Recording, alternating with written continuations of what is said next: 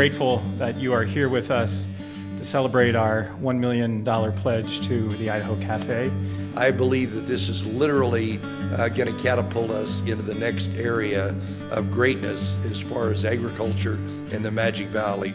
On May 11th, at their plant in Twin Falls, Idaho, Chobani announced a $1 million gift to the Idaho Center for Agriculture, Food, and the Environment, known as Idaho CAFE for short. The Idaho CAFE will be the largest research dairy in the United States and will be built near the town of Rupert in Minidoka County. In taking this step today, we do so with a focus on sustainability, ensuring that important voices are heard, and ensuring that the community is a part of the solution. This research center was a dream. It was mentioned years ago. And now the state, federal government, university, companies like Chobani and others coming together and putting this to life. This is a gift for our children. This is a gift for our state. This is a gift for our farmers. This is a gift for businesses yet to come in this country. So I am extremely proud for this. The $22.5 million project is a public-private partnership between multiple organizations, including the University of Idaho and the Idaho Dairymen's Association, to name just a few. You know, this is a great day for the University of Idaho, Idaho agriculture, and the dairy industry nationwide. Frankly, on behalf of the University of Idaho, I want to thank Chobani for their significant investment in the Idaho CAFE project. Building the nation's largest research dairy has been a goal of the University of Idaho for well over 12 years. And, you know, frankly, we are the third largest milk producing state in the country. So it's important that we support sustainable agriculture across all of Idaho.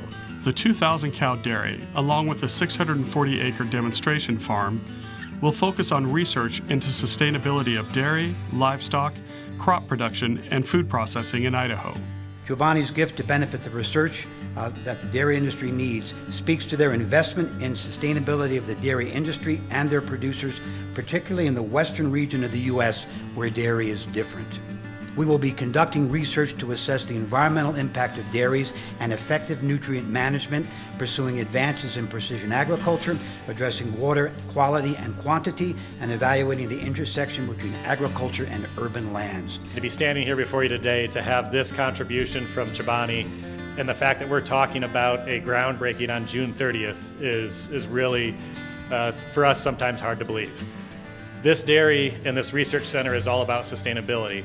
And the reality for our dairy producers that I represent, sustainability, honestly, is not always the most welcome turn, because what it does represent for our dairy producers is typically the expectation that they have to once again figure out how to do more with less. And that's the pressure that our dairy producers feel. And this research center is all built around how do we help give our dairymen solutions? How do we help them accomplish these goals? You hear almost daily somebody making a greenhouse gas reduction commitment out there, whether it's a tech company or somebody else. What often is missed in that bigger conversation is those companies can reduce that carbon footprint to a degree, but the reality is they're going to need to lean on somebody else to sequester carbon to help them get all the way to their goal. Those individuals that will help them get there are the farmers and the ranchers and the dairymen of this country. They're the ones that actually have the ability to implement practices to sequester carbon. And that's really what this center's about. That's what this contribution's about, is helping us collectively figure out how do we accomplish these goals and how do we change the narrative for our dairy producers and our farmers and ranchers to have sustainability represent something that becomes an income stream for them, to make their operation more viable so they have something to pass on to their children and grandchildren.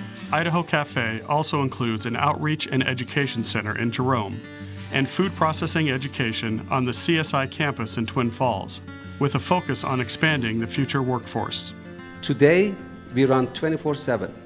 We just started an initiative that we will create another $1 billion worth of product out of this factory.